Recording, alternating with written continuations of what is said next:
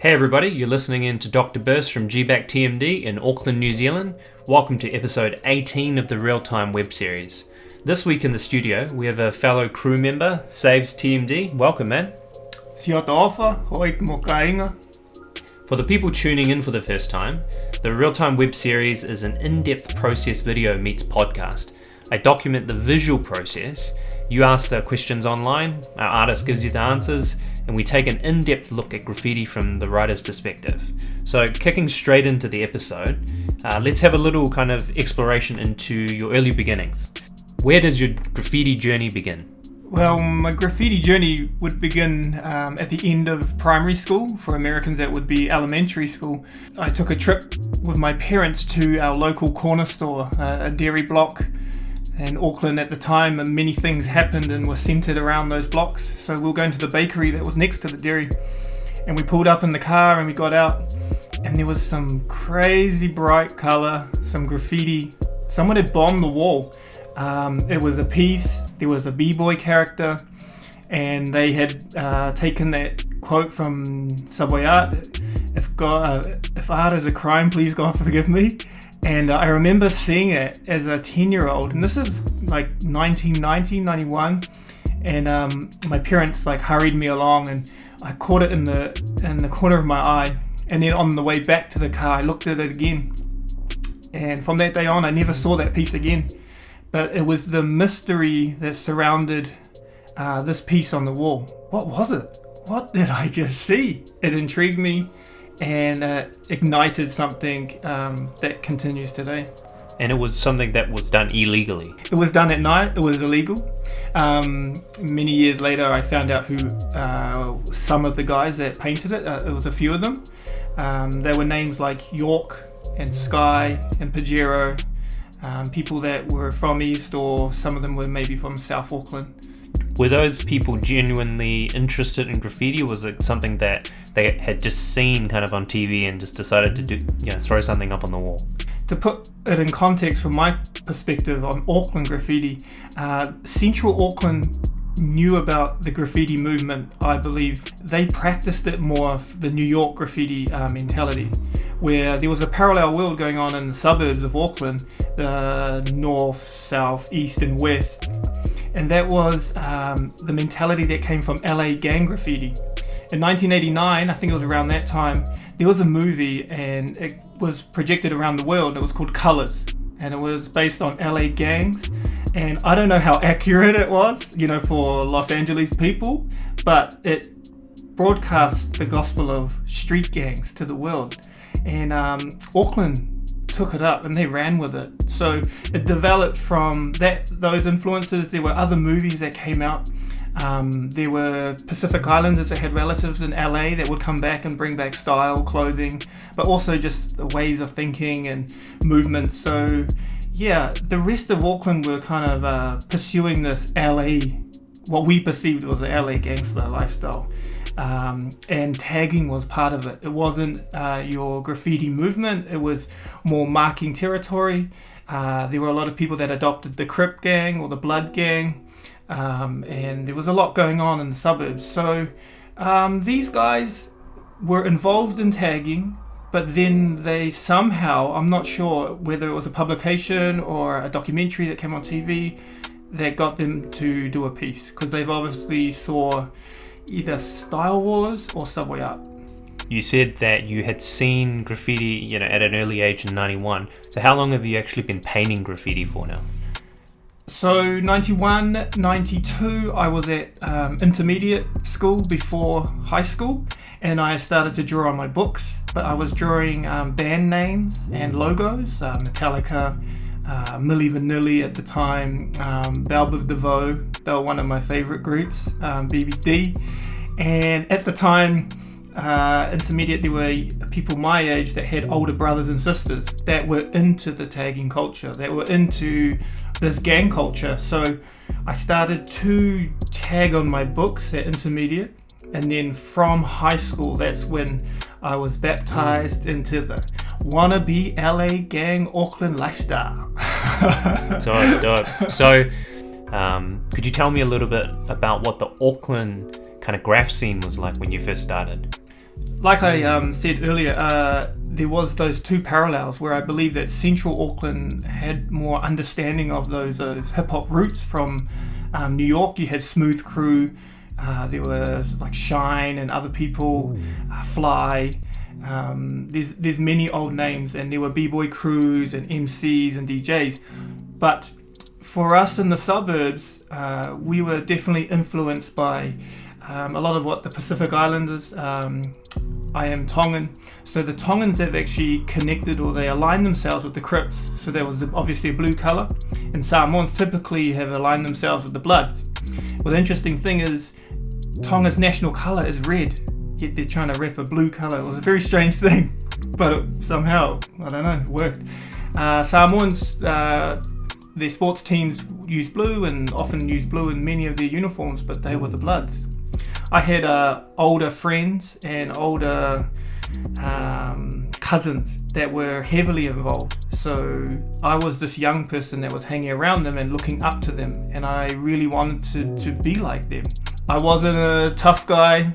I was like the artist guy, the guy that was tagging. I'll do the tags, I'll hook everyone up, do some roll calls. I was that guy. Yeah, these were my early influences, and it wasn't until... So 93 I was tagging on the street, and it wasn't until 96 through a publication called The Source, hip hop magazine that came, and they only had one page in the back that showed graffiti pieces. But that introduction via this one page changed my life. So in 96 we started to collect The Source and just rip out that one page. That's what we're doing. We were stealing the magazine and, you know, ripping out that page, and we got a clear file, and I'd collect these one pages from The Source. Another magazine was Hip Hop Connection that came from England, so we're ripping that page out, and then, you know, we're copying what they're doing, we're trying to do it. I mean, totally whack. And yeah, so I'd say around 96, 97, definitely that's when I started doing graffiti. What were the types of pieces you were seeing in there? Is that classic New York, LA work, or? A lot of New York. I mean, New York is the mecca. It was a lot of legends, but then HHT was another great example, because that was coming from England. So, you know, you were seeing people from the English graffiti scene early on in the 90s being, you know, showcased around the world through this rap hip hop magazine. And so when you first started writing, what was the name that you chose? Oh, there's been many names, but my first name was CPO2, because it kind of went with 3CPO. Because of the tagging movements, we would change our names like probably annually. So I tagged Strick and Sadat X when I was trying to be a rapper, and I don't know. But then I think when we started doing graffiti, my then partner, he was tagging Malohi, which is a Tongan word for strength, and he had a lot of foresight. But we decided to have really short names, so then we could get up in public spots really fast. So I tagged One, and he tagged KO, and that's when we first did our first ever graffiti pieces, was when we were writing One and KO. Wow. And how did you end up choosing the name Dyle?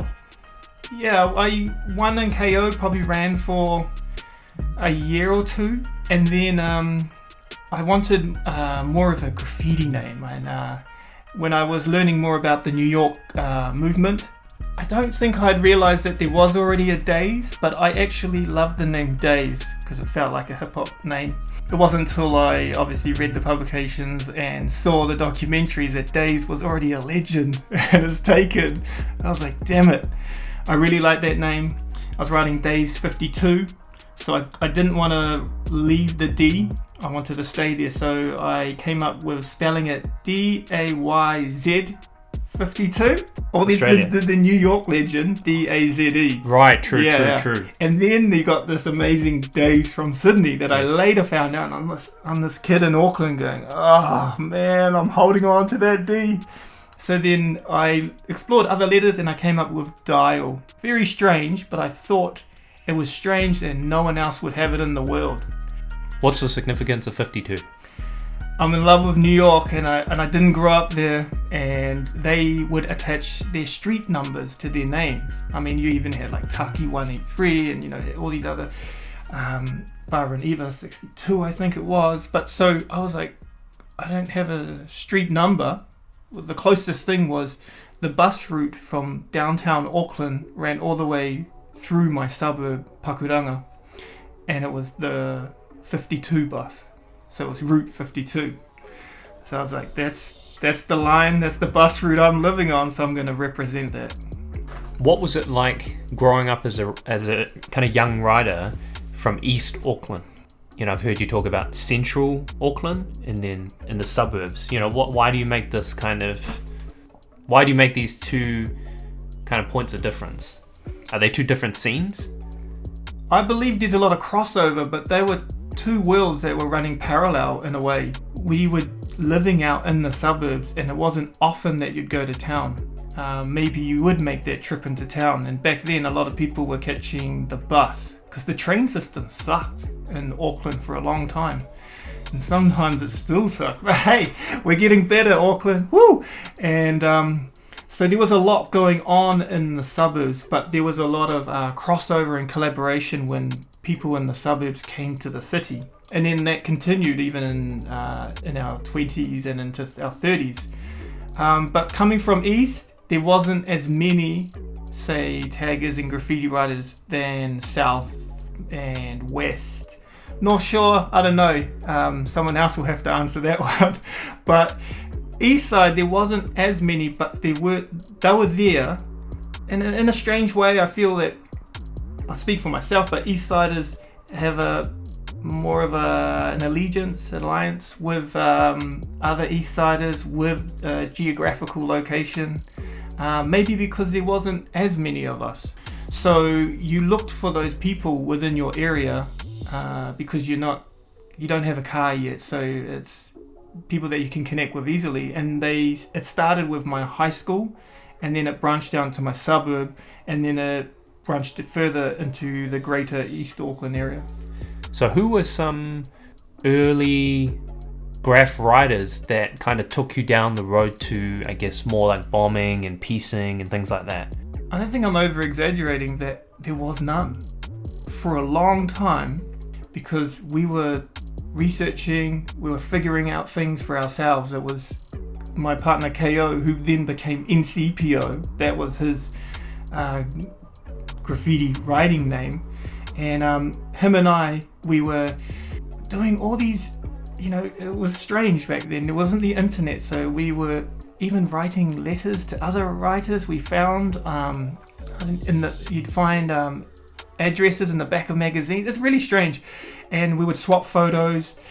We would try and find the areas that people were painting, and typically that was not easy out east. So then we started to move towards the railway line on the eastern corridor around Panmure, Tāmaki Station, Glen Innes, and along that stretch. So we were doing our homework because there was no one, and it wasn't till far down the track until I met Fat One, who really showed me a lot of things. You formed a crew called FTC. Is that something that came before TMD, or the same time, or could you tell us a little bit about that journey? Yeah, sure. If I just rewind a bit, so a lot happened at high school. There was a lot of, obviously I've talked already about the tagging and the gangs, but then there started to be that crossover into the graffiti movement. There were a lot of names that were actually at my high school that were prolific taggers out East Auckland, and some of them were beyond. So names like Afro D, Afro Car, Bust, Lucane, Suin, Erupt, Suave, M. Johnson, that was part of Ebony Society, which was the Super Duty tagging crew for Auckland. We looked up to those guys, they were amazing. Capri, and then Clyde and Pooks also. But then I think around the second part of high school, I met Bali. Bali was from our east, and he was tagging with his partner Jero and another friend Dax, and they were the main three. They were from Mount Wellington. And see, they came from that tagging, you know, East Side Crip, kind of background. And they were also exploring graffiti. So my crew at the time was T&F. That was just my friends out east. That was Nex, NCPO, and Clyde, who also rode Cloud. For whatever reason, they started to either stop or pull away, and that's fine. But I started painting with Bali, Jero, and Dax, but mainly Bali, and we had a spot out east, and he was doing pieces, and I was quite surprised because he was quite a prolific tagger at the time. So I started painting there, and then that continued onto the east line and meeting other people. That took me to Central. Just to put it in context, the trains in Auckland never ran on Sunday, so that was the prime day for all the graffiti riders to go on the tracks. In the late 90s, early 2000s, Auckland was still developing to the city it is today. There was still a lot of grime. There were still pockets of the city that was a throwback from the old days, so abandoned buildings. So typically it was from Newmarket all the way to Morningside was kind of the main thoroughfare of graffiti riders walking the tracks, no trains, no one around, with all these walls that backed onto it. You had the breweries, you had the margarine butter factory, whatever that was in Newmarket. I met a lot of riders in there. You'd walk down to, past Mount Eden Prison, to Mount Eden Station, which was quite a hall of fame at the time. And then you had Combat Zone that was under Dominion Road, that railway tunnel. So there was a lot of people meeting there, and that's where I met a lot of riders. And I think it was in 1998, NCPO and myself had bussed from Pakudanga. We went to Newmarket walking around, and we see this Māori dude walking towards us, and he's smiling, and I'm like, okay, he's smiling, all good, no fights here. And he comes towards us, and he's like, hey bro, and it was JX, rider from North Shore. Oh yeah, hey bro, yeah, oh, woo, yeah, cool. And he goes, bro, in the tunnel around the corner, there's like heaps of people painting. And I was like, yeah. So we, started walking faster. We had paint. We were going to paint somewhere. And, we're still trying to connect with people because we're like, there's that space, that distance to east side. And we get around the corner and the tunnel is full with people painting. And I was like, woo! And there's a guy at the front and he's painting at the opening of the tunnel, and he's got dreads. Tall guy, my height, 6'4", and he's heavy set dude. And I was like, oh, I think I know who this is. And he's painting, and we walk up, and everyone just kind of just does the head nod. And I start talking to this guy with the dreads, and I'm watching him, and he's standing on his camera, and then as he's painting, he uses both hands, and I'm like, whoa, this guy's not bad. And I get talking to him. NCPO is just chilling, just watching what people are doing, and then I find out a little bit into the conversation, this is Fat One. I was like, whoa, Fat One. Just to put it in context, at the time, Fat One was the king. He also had another name, Fries. He was well known for a lot of bombing, but Fat One was doing everything. So for me, early on, to meet this guy, Fat One, who was the king, and he hailed from West Auckland, and pretty much everyone in that tunnel that day were West Auckland riders. I was like, yes, this is dope. This is a good connection. And funny enough, the cops came into the tunnel. They cornered us. Oh, they came at both ends, and everyone talked amongst themselves. Should we run? No, all good. So put the paint down. Cops came, and this, I guess he's a sergeant or something. He's like, wait, don't run. No, actually, this looks really good. And on the tunnel, there was a character from, I don't know, a few months ago, and Fat One had painted a pig with a cop's hat. And the cop looked at it and goes, oh, it looks like me. And everyone just went, oh. They just asked if we could leave the tracks, because someone had phoned in that we were down there, and we could come back and finish it later, but we just had to leave at that time. Would you say that from that day, that was the first time you had met Fat One, and then you developed the friendship from there? So before cell phones, he gave me his landline.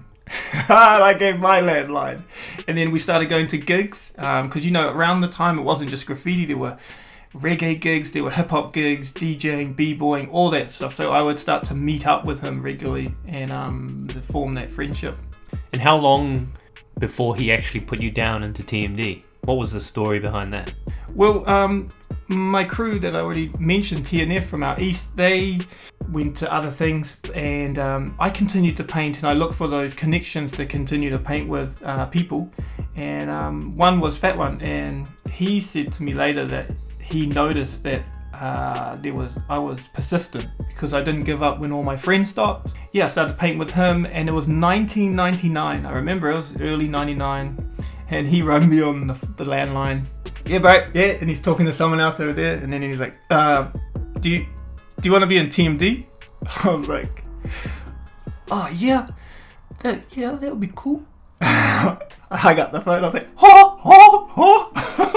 who could I tell? Is there anyone around here? My family don't even know what I'm doing. That's amazing. So what did TNF stand for? Just jumping back a little bit. Classic New York, the nation's finest. Oh, I like that one. Very classy, very classy. So, other than Fat One, which you said was super prolific at the time in the graffiti scene, is there anybody else that kind of comes to mind that really made an impact during those kind of early years for you? Oh, there were a lot. There was a lot going on, and there were a lot of crews that were represented at that time from the different areas. So West Auckland had they rolled deep. There was THC, there was BC, OK, there was DTS, there was TMD, there was DFL, and whenever Westside came to Central, I was like, damn, did you bring the party? One night we were painting Mount Eden train station at night, and I kid you not, there was a party happening on the station platform, and I was just like, oh my gosh, cops are gonna get us, man. These chicks came down, and friends, and people playing music and having a drink up. So West Auckland was a force, but in Central, I mean, you had people like SQ and Webbs at the time, and Fury and Icon, and his earlier names as well. These people were making moves, and they were really good early on.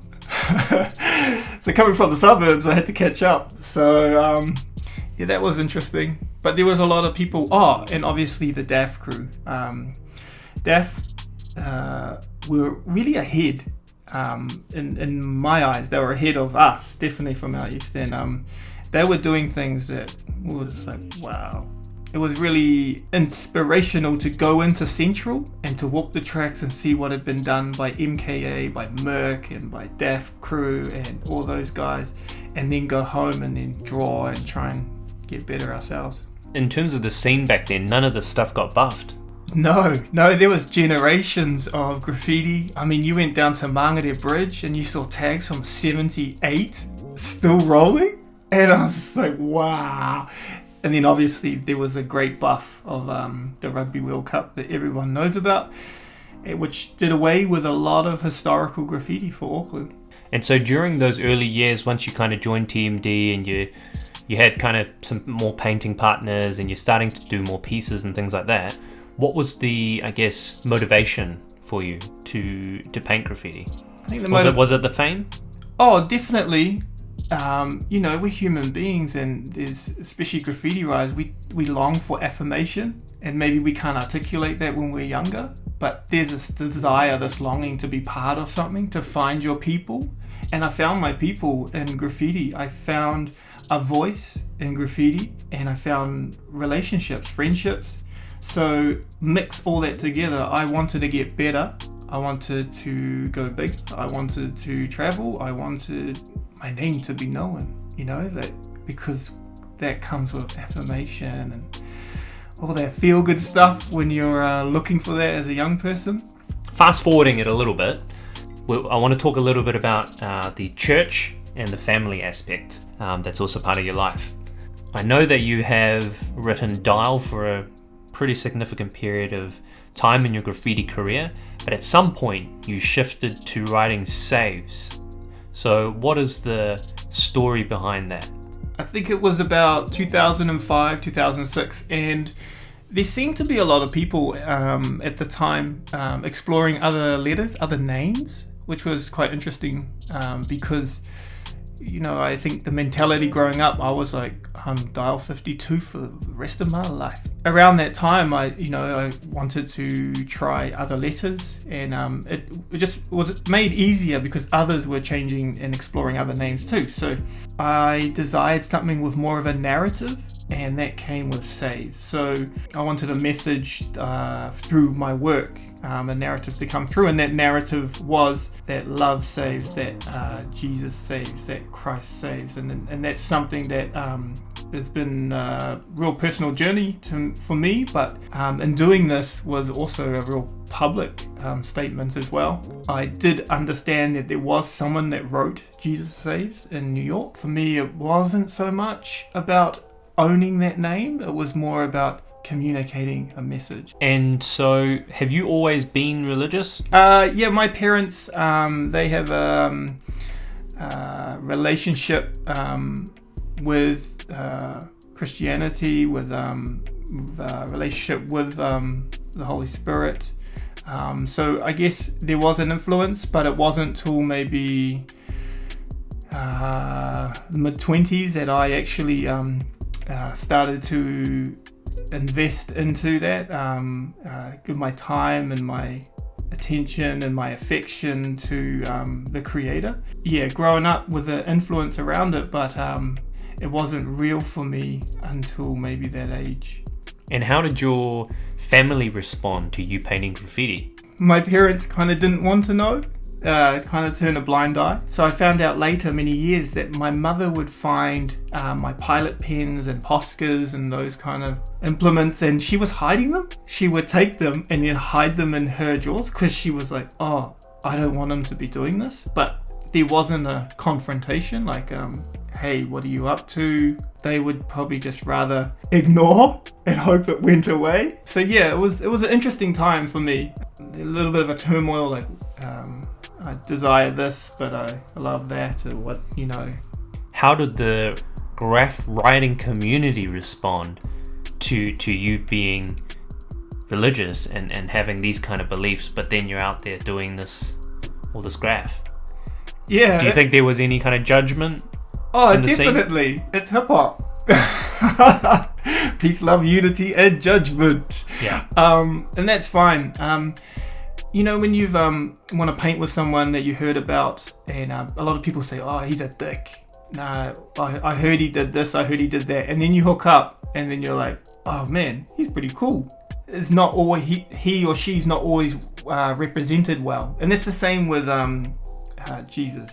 There's this blonde, blue-eyed white man's religion that's sent around the world, and that's not true. So I understand, and in the name of religion, in the name of Christianity, there's been atrocities that have taken place across the world. He has not been represented well.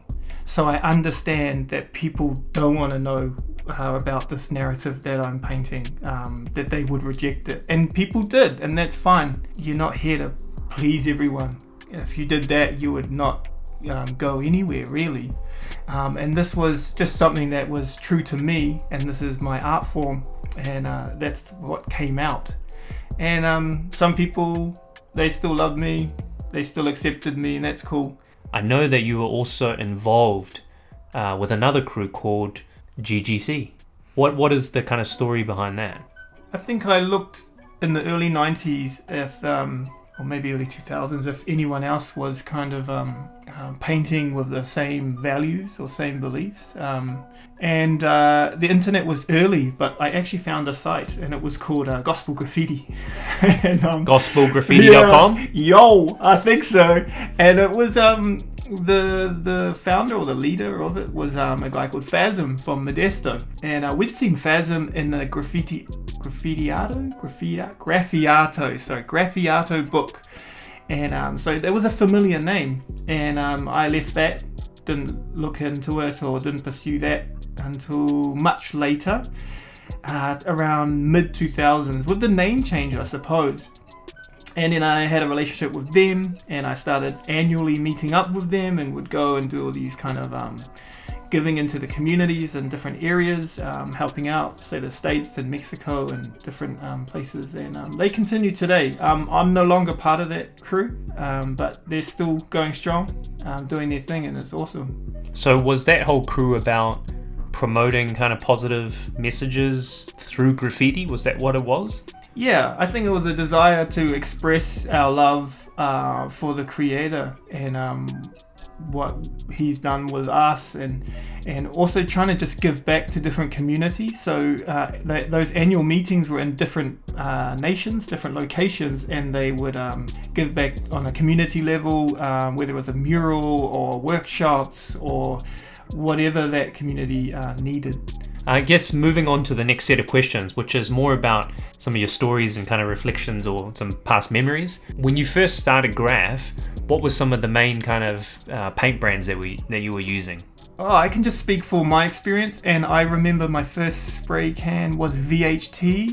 It stained the wall. Yes. So when they buffed it, it would leave that kind of that ghost ghost effect, and you could still tell what the tag was. So for that purpose, it was good, but it was terrible. There were Tucson and Tana that, they weren't as easy to get. They were in more central areas, but Plastic Coat, Spray Coat, the Aotearoa New Zealand brand, Spray Coat, I think it was manufactured down in Wellington, and they had a limited colour range, but that stuff was sticky, man, and potent, and it was like got on your skin, it was hard to get off, and it stunk, but hey, it was from New Zealand. And then Dymark came on. That was a real interesting period in New Zealand graffiti. Was Dymark is still going, and it's an Australian paint brand mainly made for road marking, and a lot of their cans, their range are upside down cans, but they had this lacquer range. It was a blue can, and they were really tall, and the colors were pretty poppy. This chrome yellow and this purple color were pretty popular. The serpentine green was pretty popular. The distribution of it was in Manukau, South Auckland, and it was really weird. It was really easy to rack, rack a lot. So it was quite popular, and there were a lot of pieces at that time with the same color combo because, it was a limited range. And then obviously, fast forwarding, I think I need to double check this, but I think the first importer of European paint, we had Krylon. That was at a Hollywood prop place, but the first one was Montana, and I could be wrong, but that was imported by a graffiti writer from out east, which he wrote Peas, he also wrote Pang, and he was distributing Montana Gold from Germany. So, and then there was also Molotov that came, and then other brands, Iron Lac and stuff. But I think it was really interesting when Montana arrived in Auckland. Why was that? Well, the color range, the quality, the idea of sponsorship, the move to professionalism with the graffiti. It was like, whoo, where's this taking us on this ride? What's going on? I think we mastered the crappy paint. So when we received the good paint, it just took it to another level. But yeah, when you'd mastered the paper trick and the Dymark, and then you found those caps in the cooking aisle of the supermarket that you took and you stole and you put them on those, people would heat up needles and try and make the cap fatter, all those kind of hood tricks, and then all of a sudden you have a range of caps that are available. You're like, whoo, we made it. Did the import of all this European paint, did that stop the culture of racking? I don't think it stopped. I don't think it ever will stop, but definitely challenged that idea of what a real writer was. Like, real writers rack their paint, and then all of a sudden you're like, I'm going to go buy the paint. Yeah, because it's so nice. And I've been painting with crappy paint for so long, it's like, it's time to, move on. What is some Auckland spots that you have very fond memories of? My favourite spots that I have good memories with would be anything along the East Rail corridor. We would ride our bikes in winter, from Pakuranga, and then we would get to a point when we would arrive at the tracks and hide our mountain bikes, and then we would walk from, like, say, Mount Wellington, Panmure, Glen Innes, and then would come back. And once we were on that track, I just felt I was in my own world, especially with that Auckland damp smell, the fog, and you're walking along the tracks. It's dead quiet, and no one can see you, but you can see the world. I don't know. It was quite a special feeling. Even like seeing other graffiti, what was taking place. There were a lot of names. I just want to read some of these names. Like there was like Baddest in Spain and Civic, Trick Ass, Seth and Enough. You know, it was Waste and Widget. We had Larrikin out east, LN. He was an amazing throw up. JB and Infamous, like people like Race and Sick and DJ and Krenz and Dietrich and Antics, Heist and Cast, even Daps and TNC, what they were doing, PSW, Anko and Inky, Rise, Detour, Peas, you know, and it was even like people like Law and Rico and Rallis and Tens and Icus and MFW, PCB. But I think my favorite was Elvis. He was part of Ebony Society, but he was from out east, but he had a great tag. I really liked his S. It was that classic Ebony Society S. But yeah, I think everything that's attached to that stretch of railway line is probably my fondest memories, and there's many walls along there. Tulban was one of my favorites. I think I asked for permission for that. I could be corrected, it could have been Peas, but you know, people that painted there a lot too, obviously later TMD, but earlier it was Blitz and Motto. Must give props to those two. Tulban, Storage King, but the handball courts out east that we painted today. Yeah, there's many walls, many spaces. What would you say is one of your most fondest or memorable kind of graffiti missions that you've had? I don't know if it was my fondest, but I think it's a funny one. I think it was possibly 99. Someone could correct me on that, but it was when Askew lived on K Road. I remember it was that time. That was when Lumit came over and he was walking around in nude, but that's another story. Anyway, we planned to do a whole car with TMD. It was Fat One, Exist, Askew, myself, and Deep One was gonna photograph it. So we were gonna take same color, and we were gonna do TMD, and everyone had their role, what to do, and doing this whole car. So we drove all the way out. So at that time, the only yard was out south, and we drove out there. You know, we're ready, same colors, all that jazz. Parked up, and then we walked over and entered the railway corridor, and we were pretty hyped. And as soon as we came over the edge of the tracks, we were spotted by security. And everyone hit the deck, and for some reason Fat One climbed this small tree that barely could hold his weight, and he's swaying in this little tree, totally seen. And the security guard is standing on the bridge, he's squinting, looking at us, and then all of a sudden he starts coming down the bridge, and he's got his light out. We're all like lying flat on the tracks. There was a lot of prep building up to this. Yeah, it's gonna be bad. And then we all get up and run, and then we run down the road, and we split up a little bit. And I remember I was with Exist and Deep, and we were hiding up in this factory area, and I'm behind this flax bush, and I think it was Exist. He was like, "Why are we hiding? Nah, stuff this. Let's go." So, and then if you know Deep One, he's always ready for a rumble. So he's like walking like, "Yeah, we'll just smash the security guards. All good." So I was like, "Yeah, I'm with the tough guys." So we walked back, and we found Askew and Fat One, and we all walked together, and we came up with this plan, the story to why we were walking in the middle of South Auckland in the middle of the night. Deep went and got the car, and then pulled up, and we all jumped and left. Wow. I always find it funny because, all this hype, and then it just shut down straight away. Moving on to the next set of questions, which kind of touches on the topic of the law and kind of beef within the scene.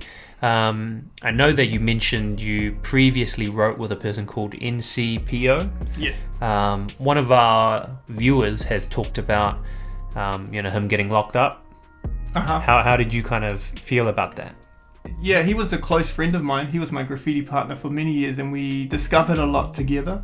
Yeah, he went inside for a while, and so I was left alone in a graffiti sense, and it was pretty tough. He's an amazing guy, but very talented. Very early on, was painting 3Ds and had a great style.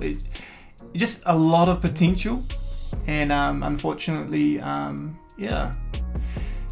went away. So from that point on, I looked for other people that I could connect with and paint with. And in terms of like beef with other writers kind of during the scene, were there many capping wars? And what did that kind of lead to? Because obviously you mentioned something about Graph in the early days kind of being quite territorial. Yes, and it was, like I said, it was parallel worlds. So you had people that were writing, that were graffiti writers, and then you had the tagging world, and a lot of the time they would cross over. So there was a time period in Auckland where, especially out south and east, our wars wouldn't last sometimes that day. Like, by the evening it was capped, it was tagged on. But they weren't graffiti writers, having beef with each other. They were taggers that were, you're painting in our hood. Cool, you did all those colors, we don't care. This is our hood, so we're going to tag on it. We're going to make sure that that this is our space. So that happened a lot. But with graffiti beef, that obviously is a part of the scene, especially because a lot of males are involved with the high testosterone. Have you personally had much confrontation with other writers? Yeah, I think early on there was confrontation, but because of who I am, I would rather diffuse the situation. Like I said, I'm not like, I was the wannabe gangster. I wasn't a gangster. I was someone that was an artist that was, there for to paint. I wasn't keen on the beat. Kind of during the early 2000s, I recall that there was an event, or several events, called the Hip Hop Summit. What was your kind of recollection of that event? Did that have much of an influence on you? Yes, I remember the first one that Askew put on, and mad props to Askew. He's such a big thinker, and early on, he's just always been like that. And he's so inspirational to be around. And he's this young guy putting on this international event, which grew and grew each year. And it wasn't only him, like the Hip Hop Summit, there were different components. Obviously, it was based around the 4 elements. He put on that event, and I was on it, and it was the first time I painted publicly, and I was terrified. Like, it felt like I had people's eyes just glued to every stroke that I did. And I can remember that feeling. I painted next to Joke, who was from Christchurch. He painted a shark with some letters in it, and I was doing a piece. Yeah, it kind of took me to another level because I was then painting publicly, and then from then on it became easy. But in my recent years, I've started to withdraw from painting publicly, which now has changed it once again. Do you think events like the Hip Hop Summit brought crews together and like unified the scene more? Yeah, definitely. There was an event that brought people, like you said, from all over the Motu, all over Aotearoa, New Zealand, and it was a place to meet. And maybe you'd seen their work through magazines or maybe at the internet at that time, but then you got to connect face to face. And through those connections, bridges were built, and then we started to travel a lot domestically. So Wellington, Christchurch, Dunedin, many other places, obviously, like Whangarei up there. And you started to build, form relationships, and you started to travel and you started to paint other cities. And it made it really interesting. Like, we were traveling twice a year to Wellington. They had different events, hip-hop events. Body Rock was one of them. And we loved it. We loved going down there, connecting with TS and BML, UPC, all those guys down there. And it was a really good time. I think it was after Hip Hop Summit stopped, some of those relationships they were strained, or we didn't see each other, so it was all kind of based on the internet, where you don't get to hear someone's voice, and it's not face to face, so it's easily to be to read people wrong and all that kind of stuff. During this time, kind of in the 2000s now, you had travelled to Wellington, kind of going there 2 times every year. Did you travel to many other cities around New Zealand? Yeah, we were getting opportunities to go to some towns, I want to say out of the way, but, like places like Taumaranui, we had a friend down there that connected us, and paint down there. Palmerston North with D-Fresh. D-Fresh is the man. Whangarei with Peas and Noel and those guys up there. So yeah, all these towns started opening up. Tauranga, Mount Maunganui, there were OD down those ways, and Mr. G and other people, Sacked and all those guys. So domestically we started to travel a lot. Was there much of a graffiti scene in those other cities compared to Auckland? Oh, definitely smaller, but they had writers. You would make those connections, and those guys from smaller towns would make the effort to come to Auckland too. And one of the questions that we've got from one of the viewers, which is related to one of the instances at the Hip Hop Summit, the question kind of relates to whether or not you remember the beef that CS crew had with some other crew. Oh yeah, vaguely. Well, this was the last summit that took place, and it was different. The atmosphere was different to the other ones. What year was that? Oh man, I'm not too sure. 2003 maybe. The atmosphere was definitely different. The town square was tagged, which had never been before, and then there was tension in the air, and there were a few fights that broke out. I know CS had a fight with someone. I'm not too sure. I mean, CS being like C Does It, 3 Quint and ASTA and Smurf and all those guys. But also that day there was a fight between Daps and Drone. Yeah, it was a strange event. It wasn't like the previous hip hop summits, and it actually was the last one that happened. So kind of turning to the next set of questions, which is really about your graffiti influences. Who would you say are your top 5 graffiti writers, and why? That's so tough, and I hear people answer it, and they say, we couldn't do a top 5, but I've tried to think about this, and my number 1 would be Dondi. He is the architect. He is the master of style.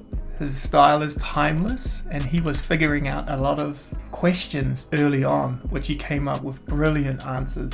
Dondi, rest in peace. Another one would be Revoke. I think most people would acknowledge Revoke. When I think of him, there's just such a strength that comes, not only in his letters and his style, but his approach and who he is. He's a strong dude. He's a very amazing man.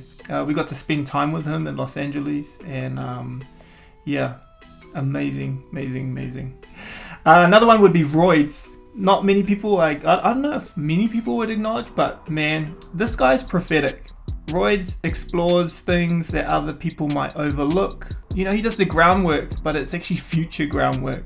I feel there's a lot of people in graffiti right now that are using a lot of things that he, I wouldn't say discovered, but he worked on, and he put out there, and he put together, and mad props to Roids. And then 2 others, my 2 friends from my graffiti crew would be Askew and Fat One. Askew has always innovated, he's always evolved, he hasn't stayed stagnant, and he's definitely not a dick. He's a man. Amazing, sorry. Love that guy. And he's really challenged my graffiti throughout the years and helped me along. Mad props to Askew. And then last would be Fat One, aka Fries, aka Panda, aka many other names. But Fat One, when I met him and I formed that relationship and we started painting, he shared a lot of things. And at that time, a lot of things were kept secret. People were hiding things, where you buy that can and how you get this cap. But with Fat One, he shared everything. He didn't care. Oh, do you need that color? Yeah, use mine. Here, take that. Oh, you get this from here. And that's someone that is will always grow when you are generous. So he's very generous, and I've had a lot of good times with him, painted a lot of good walls with Fat One and Diva. Traveled the world with this man. He was my best man in my wedding. It's pretty deep, yo. I guess coming back to this idea a little bit about being involved with a crew, how has that kind of helped you to develop as a writer? Yeah, the crew aspect has really helped my development. My mother is a Pacific Island. She's from the Kingdom of Tonga, and my father is a New Zealand-born Scottishman. So I have a very heavy influence from my Tongan side, and it's a collectivist culture. So we work in groups, we partner, we collaborate, and that's the way we function, the way we move. So the idea of a graffiti crew, it just suited me well. I mean, I know there are writers that avoid crews and paint on their own, and that's fine. But for me, definitely challenged. There's, to always go to another level. There's a lot of collaboration, a lot of sharing of ideas, working together, and there's just that love and support that comes from that. And when you're young, you don't know how to articulate that. You just like, I don't know, you say some dumb things and you do some dumb things. But when there's accountability with say a graffiti crew, people can also pull you up. Hey bro, what are you doing? Are you looking a bit lost? Or even like, hey, why don't you cut back that or fill in this thing? Have you ever thought? So I think it's vital for people to be challenged. It's critical thinking. It's not like criticizing. It's just challenging the way you think, and that comes within a crew, a family. That relational dynamic is really strong. I know that at some point, Lumit and Dime had come to New Zealand. Which year was that? That was quite early 2000, on. I want to say. 2000. Did you get the opportunity to paint with them? Yes, you could go over the Lumit piece. That was my favorite line. So we painted out in East Auckland and Glen Innes, and the wall is actually still there. So that's 20 years. It's faded, it's beat up, but it's still there. And I did a piece that was above the Lumit piece, and my E dropped down because of that dial style that I had. I would like to stretch my letters out, and then I was, at the time, swinging your piece in these different angles was very trendy. So I was swinging it down, and then I was like, oh, my E's gonna go over. And he's like, I hesitated, and he looked at me, yes, you can go over the Lumit piece. My German accent's terrible, but I was so nervous. I can't touch the Lumit piece, he's the king, like, whoa.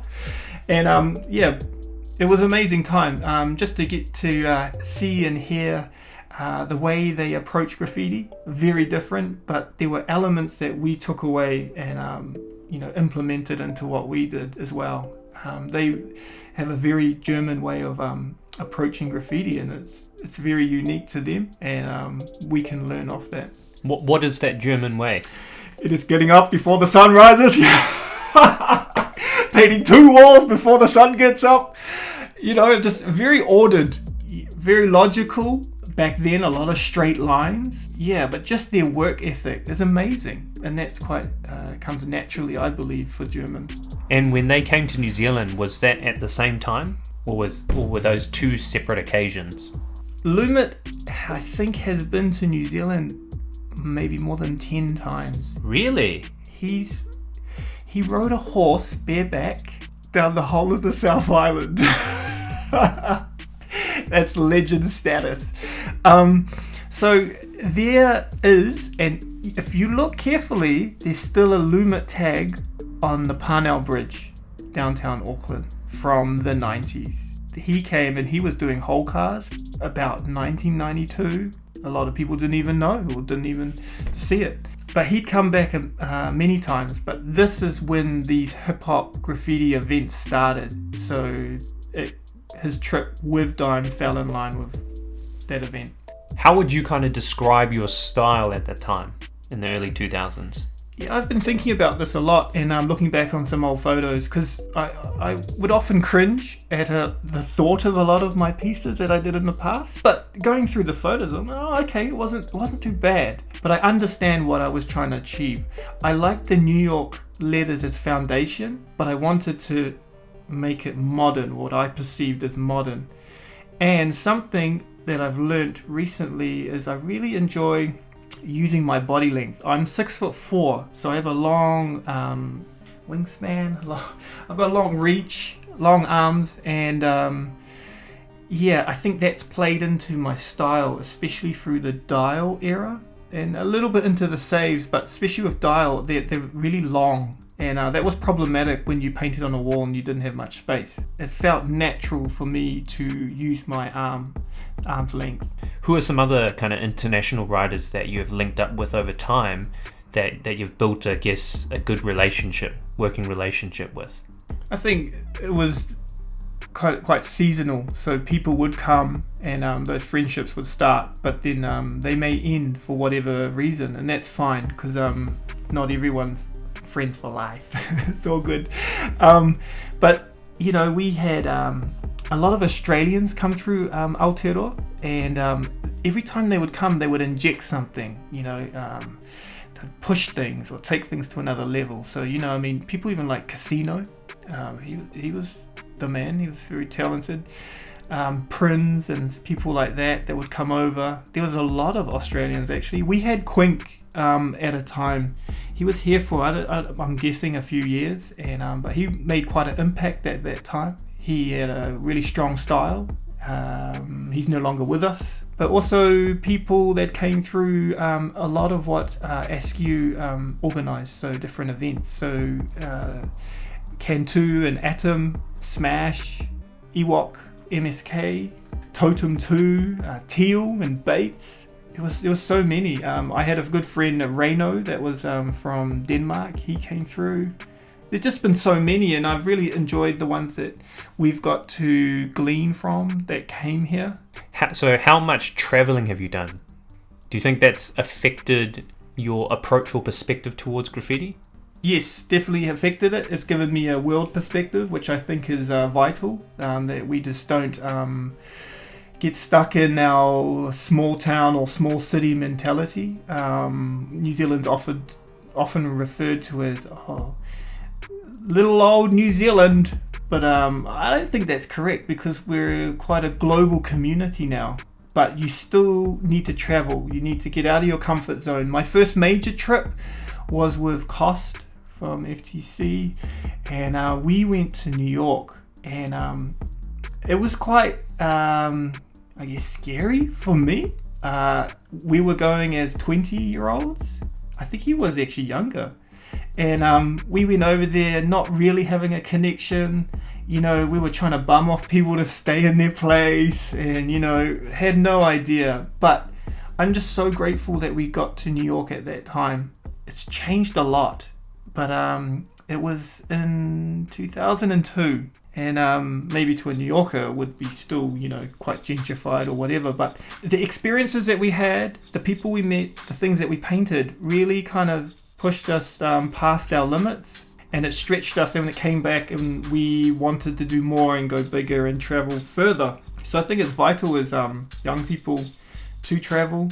I've been to the USA many times. I love that place. There's some amazing people and places there. Mexico, I've been there quite a few times. It's been amazing to paint there. Very similar culture to the Pacific people, same DNA.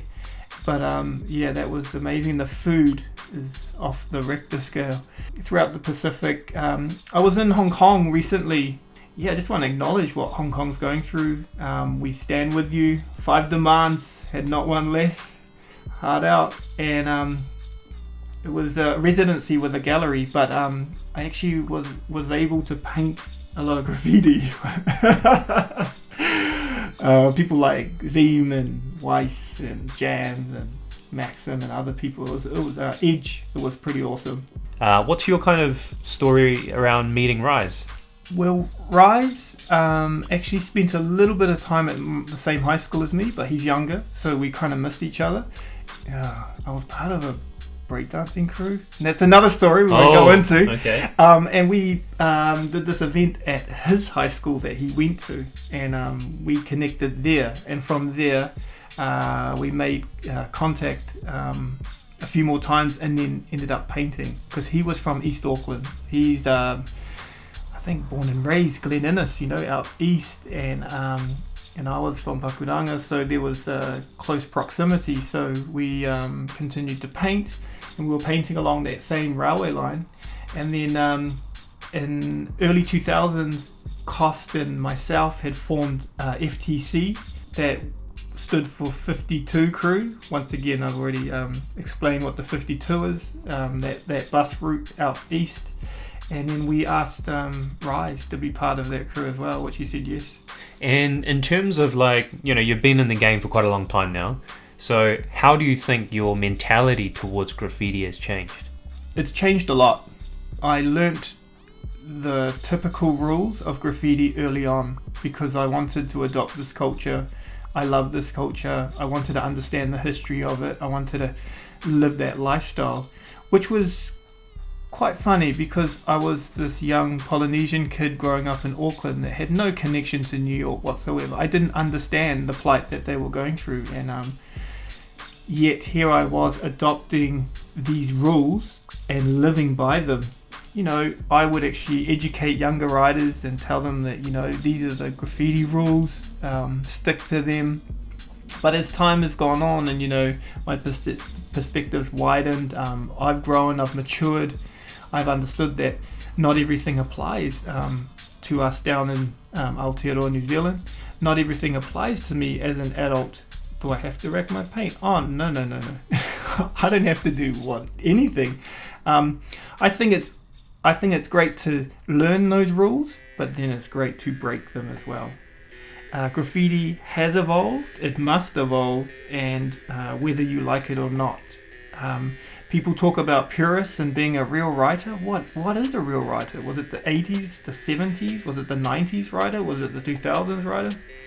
I think, it's a cliche saying, you be true to yourself and that. And I think that's the best thing you can do.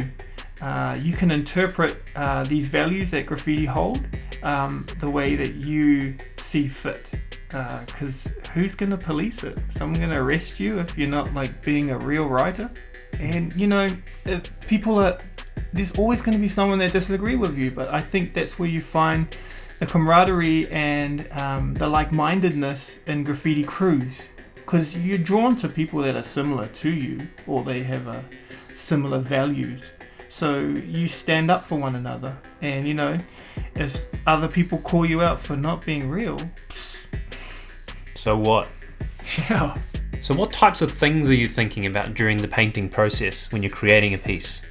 Yeah, I think when I approach a wall, or many times, it's not every time, there's a bit of anxiety, especially back when it was an illegal spot, or even sometimes a legal one that may have a bit of tension connected to that place. There would be anxiety, but there would come a point, and I think it was when I started to feel that I would relax and just go into things. Especially if I'm painting with friends, it would be a lot of conversation. We would actually talk a lot, because a lot of the time that was our time to catch up with one another while we painted. Would you say that most of your pieces are generally freestyle, or they always, and then you kind of work it out on the wall, or do you always have a sketch? Most of my graffiti pieces have been based on sketches. If they're like a coloured burner, I drew a lot. Not as much right now, but I drew a lot, and I have a lot of sketchbooks and a lot of coloured pages, and a lot of time was spent in books. So I really liked the idea of a sketch, planning it out before I went. But then there were the more odd occasion that I would freestyle a piece. So how long has it taken for you to actually develop the kind of can controls that you've got now?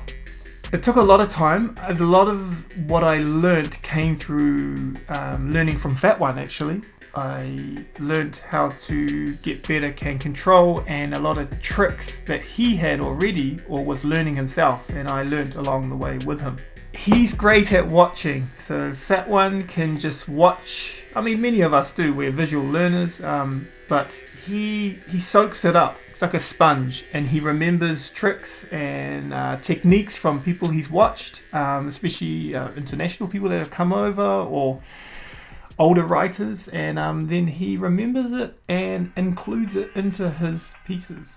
Yeah. So moving on to kind of what's been happening within the past 5 years of your kind of artistic career, what has kind of motivated you to pursue fine arts? Because I know that you've shifted a little bit away from graffiti and you're doing a little more kind of studio work, showing in galleries and producing that kind of body of work now. So what's kind of inspired that? It's been an evolution and there's different stages, so I can't say it was just at one point, but something that really stands out that shifted perhaps the direction or shifted TMD's pursuits was 2010. We went to Art Basel Miami.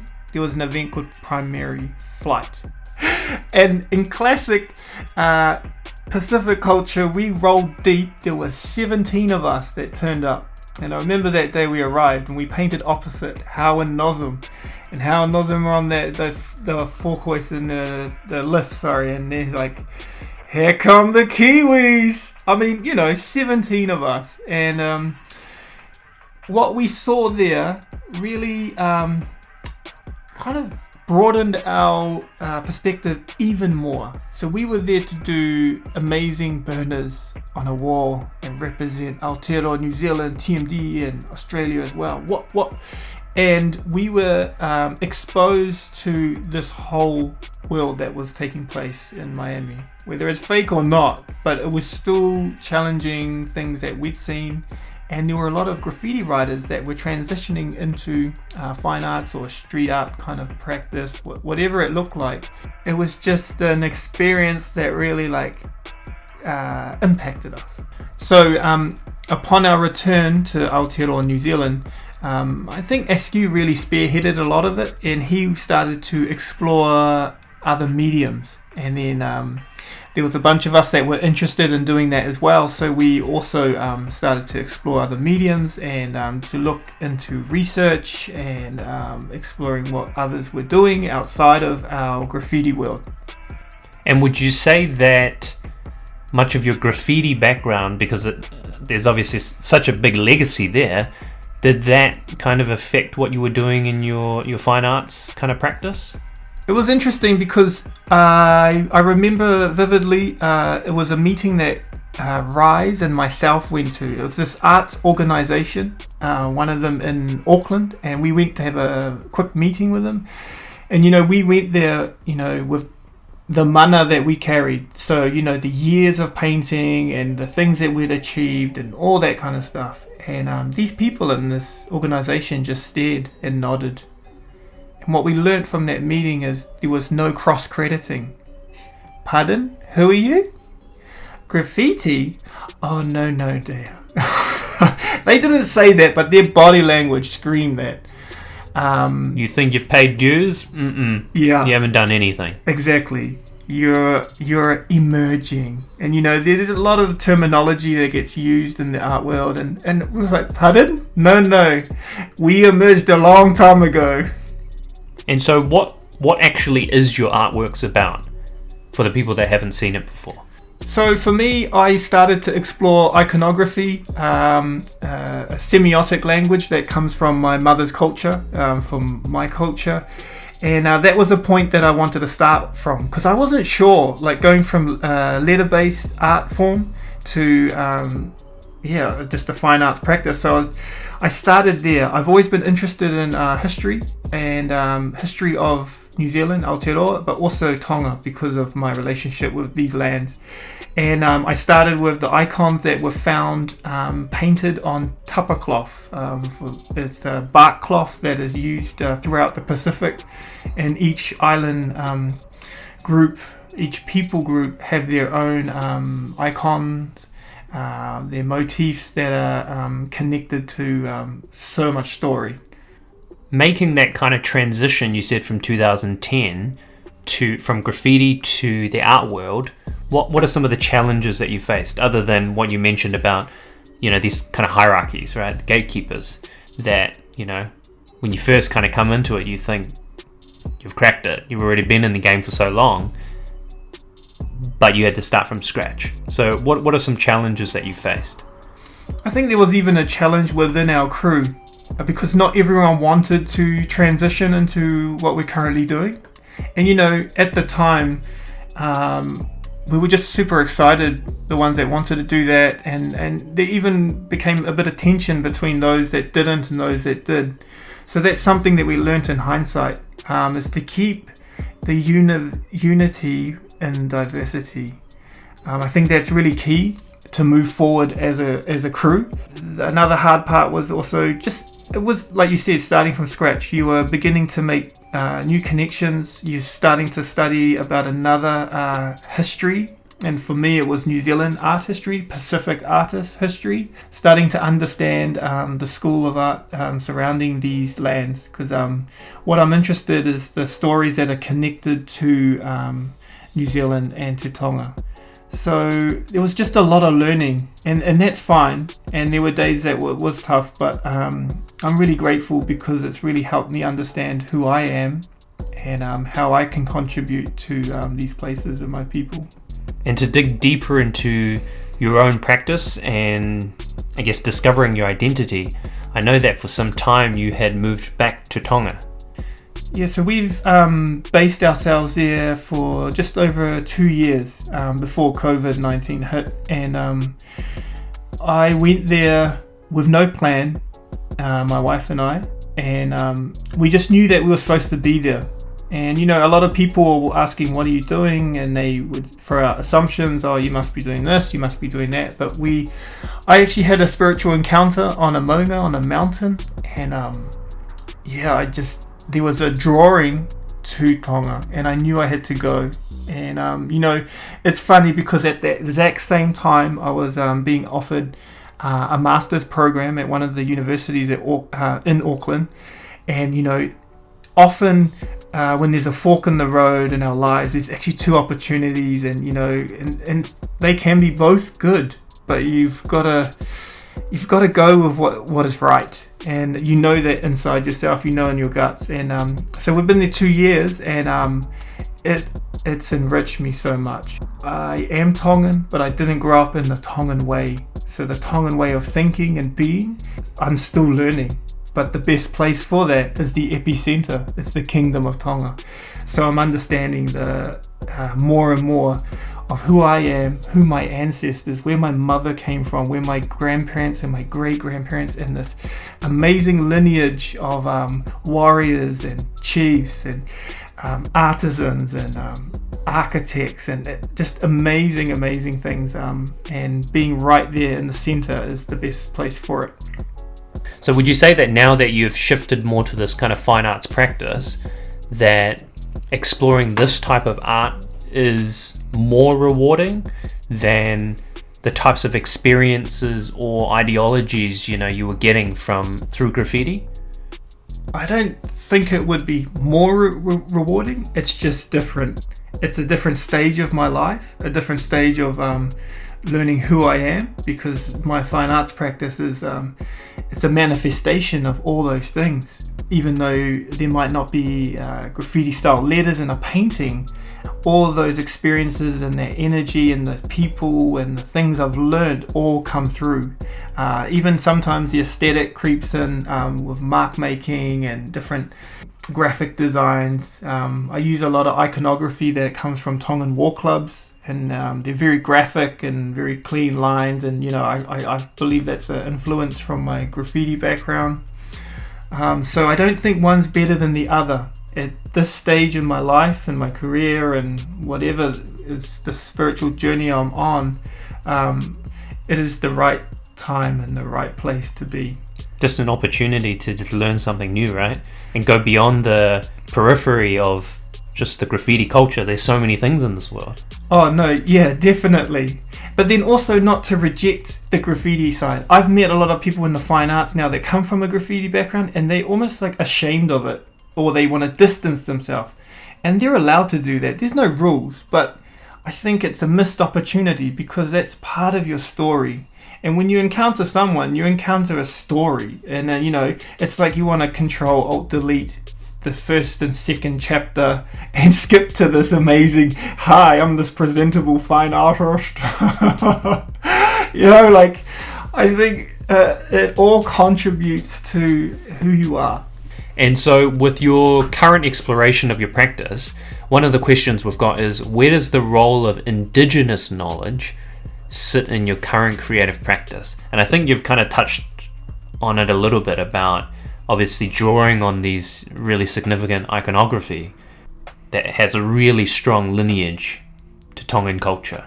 So how does that feel to be in 2020 kind of carrying those stories kind of forward? Yeah, I think with the iconography, it can be just seen as, aesthetic value, but scraping and going deeper is to be placed on the land. There's something about being in that place, on that land, surrounded by that moana, that ocean, and learning the way of just being. There is a strong culture. We have a strong heritage of 3 ancient royal kingly lines, and what comes with it is there's a hierarchy. We actually one of the only nations in the world that still have a monarchy that has that reigns, has authority over their own people, and for me, the value is actually just learning to be, navigating space. It's relational space, like tending to those relational spaces. I grew up in Pakuranga in Auckland. I wasn't aware of these isms within the Tongan culture, but being back there, I'm learning. Okay, so there's gender roles, there's specific roles that are to different villages and different lineages. So I think that's really impacted me, and it's influencing the way now I can move forward. But also, something that I really value is going to Tonga is how much I realize how much of an Aucklander I am. As a young man, I was looking for affirmation from the Tongan community as well, because I don't actually look like your typical Tongan, and I'm okay with that. But being in Tonga, I realize more and more that I just am. I don't have to try. I don't have to wear a ta'awala. I don't, even if I can't speak Tongan properly, I just am. So it's been very enriching. While you're doing that through your fine arts, do you think that your fine arts or studio practice has influenced back onto your graffiti?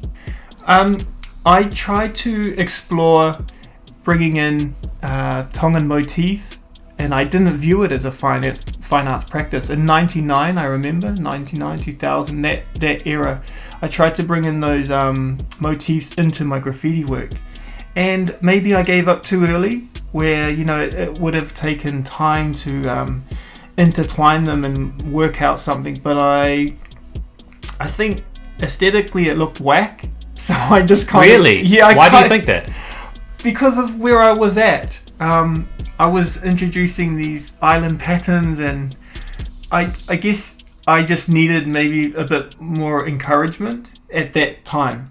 I shouldn't have needed it, but that's where I was at, and I was like, oh, does this look whack? I think to myself, but I didn't pursue it. So I maybe incorporated them for 2 years. So moving on to the last set of questions, we're nearly there, which is really about your perspective on a range of different kind of things. So how much graffiti do you currently paint, and what motivates you to keep painting these days? For me to move to fine arts, I had to focus on that and give my attention and to it. So it didn't give me space to continue doing a lot of graffiti. So actually my graffiti has lessened in the last few years, until end of 2019. We had a trip to New York, Fat One, Diva, and some of our family and friends, and we met up with Askew in Brooklyn.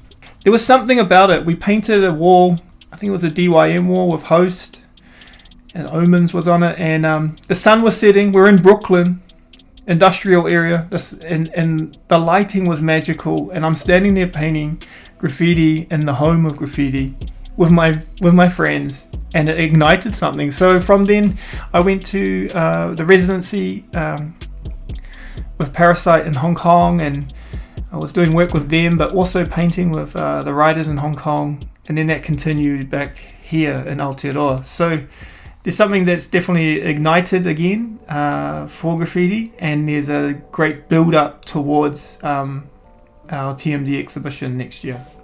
How many years again of graffiti? 96. 96, so what is it? Over 20 years? Yes. Wow. Do you think that graffiti has had a positive or negative experience in your life? Graffiti has had a positive influence in my life. Well, I wouldn't be here today sitting with you being interviewed. The countries I've traveled, the friends I've made, the friends I've kept, the experiences we've had, often the grimier side of cities. People travel for the club meds and the retreats and all that kind of thing, but here are graffiti writers painting in drainways and under motorways of different cities. How enriching is that? Like, you see the underbelly of most cities that you travel to that no one will ever see. I am the man today, hugely influenced by graffiti. What would you say is your definition of a real writer? Oh, that's easy. 3 letters. ADT. Addict TMD. He's a real writer. What makes him a real writer? Just the way he approaches things, the way he's been consistent with different elements of graffiti, his style, his understanding of graffiti. He's well versed in like the history and the ins and the outs and the things that surround the graffiti scene. I just think, man, ADT, baby. So what's your kind of take on the current New Zealand graffiti scene? Is it popping off? It's popping, man. Pop it like it's hot. I don't want to sound like some grumpy old man that talks about the good old 90s and we should go back in history. Oh, no. Have enough of that. I think it's good and it's where it is. And there's a new generation, and I think we need to hear their voices, because the older that we get, typically the more out of touch we become. And I think there's so much potential, and there's some great talent in the New Zealand scene right now, and I like what they're doing. I would just encourage them to travel more, and maybe even think about inviting international guests. I think that might be a component that's lacking in New Zealand scene, is the injection of internationals. I understand New Zealand has an international level now, which it didn't back in the 90s, but I still think we need the injection of those from overseas that come and share their mentality, their approach, their techniques, or just their hunger for graffiti. Are there any young cats in the scene that kind of have your attention at the moment? I love what Dr. Burst is doing. I've always loved what Burst is doing. He's taken it to the next echelon. It's very exciting. It's very refreshing. But even younger, like guys like Saya, I see what he's doing, and I see the level, the energy levels. Rams, he's dope. He's hungry. Yeah, there's a lot of them out there. Fuego, yeah, he's from Wellington. He's killer. fresh. Dope. And would you say that this current scene, that graffiti scene that we've got at the moment, do you think that we're making as much stylistic progression as you guys did during the 90s and the early 2000s? I think it's interesting now. I think a lot of the influence is domestic, where yes, there was that period where, like, you know, you'd get on the internet and you'd see that Danish style or that Swiss style, but I think there's a whole generation that are very influenced by New Zealand graffiti, which I think is great to develop it as a style. And I think there's a lot of Burst, your influence in there, and I think that's good, because we do need role models. We do need people to look up to in our backyard, because when I was young, I was looking up to these amazing style writers, you know. I even think of Merc comes to mind all the time, even Jews and what Tank was doing. Man, it was great for us to see and to be inspired by. And where do you see the graffiti movement overall going in the next 10 years? I think it's changing, and I think the conversation needs to be around that younger generation.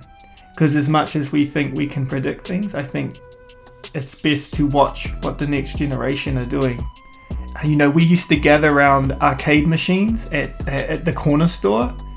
No one gathers around those things anymore. There's a maturing and a developing with the art scene and the graffiti scene, and I reckon there's going to be so much more collaboration and crossover, and then it's not going to look like your classic funky graffiti letter style from New York.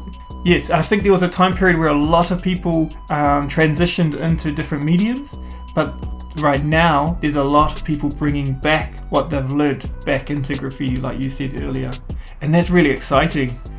Because you see some funky stuff on Instagram, you're like, wow, where did you get that idea from? So looking back a little bit to the raw essence of graffiti is this idea of tagging, right? So what is your favorite kind of hand style? The Auckland straight, specifically the South Auckland straight. It's loosely based off a LA gang style, like a straight letter tag. That's where its origins came from. But we kind of slanted it either to the right or to the left, and there were just some little flicks, little isms within the straight letter that, and you know, you had people like crews, gangs like BHB and CCB and TCG and BYT and all these gangs that were perfecting straights, KOA. It's nostalgic, it's iconic, and it's from this land. It's so fun, especially when you see roll calls. That's when it's most exciting. Knowing all the knowledge that you know now, having painted for over 20 years, what's kind of like 3 pieces of advice you'd like to leave behind? I'm going to speak as an older brother. I think it's vital that you learn how you're projecting yourself and learn how people are receiving that. I think far too many people in this world don't actually understand who they are, and we're all on a journey, and I understand that. But there's people that carry a lot of baggage and hurt and trauma, and they don't realize that they're putting that on other people, and other people don't want to be around them. Maybe they'll put up with it for a while, but to maintain relationship, and that's something that I think is very key, that obviously we've discussed a lot through this interview. But do you know why people don't want to be around you? Why you're difficult? Maybe you've got daddy issues. Maybe we've all got daddy issues. Figure that stuff out. Understand your strengths. Get good at what you're doing. Specialize in something. It's okay. I know there's some of us that want to do everything. We want to do this, that part of the production, that thing. We want to bomb that route. If you're just the man at doing throw-ups, maybe that's your lane, and that's okay. You could be famous for doing throw-ups. You could be famous for tagging and making ink and selling it like KR. Crink. I mean, come on. You don't have to do everything. So I think it's just I encourage you to have accountability and maybe a crew or friends that can say, hey, you're good at that, but you've gone off. You've kind of gone off in this other direction. What's up with that? You know, hit people up. If you call them friends, then they're still going to be your friends after. And in closing, is there anybody else that you'd like to shout out to? I'd just like to honour you, Burst. Thank you for looking for solutions. The graffiti art scene is full of complainers and people looking to the past, but we've got to have people that will dream about what will happen tomorrow, and that's someone like you, trying to make solutions for the questions that are out there, and especially Auckland and New Zealand. I just like to honour the creator, my friend and saviour, and my wife, Yaeli. And I just want to say a shout out to TMD and FTC crew, and to Indonesia. Let Papua, West Papua go. Free West Papua. Thank you. Awesome, man. That's some really, really strong advice that I'm sure a lot of young writers would really take on board. So thank you very much, Saves, for coming along and sharing your wisdom and knowledge with us in episode 18 of the Real-Time Web Series. We appreciate the incredible perspective you've given us about your writing history, and I hope that this video for most people was insightful, inspiring, and most importantly, educative. So if you would like to see more videos, make sure you subscribe to my channel and feel free to watch some of the earlier episodes, which also offer quite a lot of insight around New Zealand graffiti history from a range of different perspectives. So make sure you drop us a like, share and comment below. Make sure you leave us some feedback and recommendations on who you'd like to see in the next video, and make sure you stay tuned for more episodes of the Real-Time web series.